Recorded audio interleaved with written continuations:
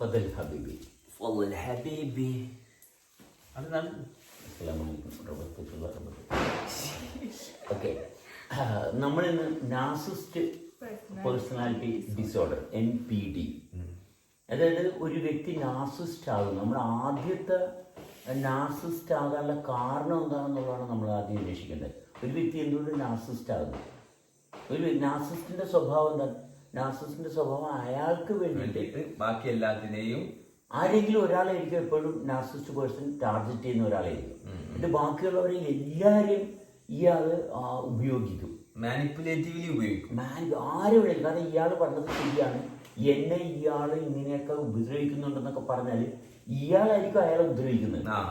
എന്നിട്ട് ബാക്കിയുള്ളവർ എല്ലാവരും നടന്ന് പറയും, അവരെ കൺവിൻസ് ചെയ്യുകയും ചെയ്യും ഇയാൾ കാരണം എൻ്റെ ജീവിതം മുന്നോട്ട് കൊണ്ടുപോകാൻ പറ്റുന്നില്ല. പക്ഷെ ഇയാളെ സത്യത്തിൽ ഈ നാർസിസ്റ്റ് വ്യക്തി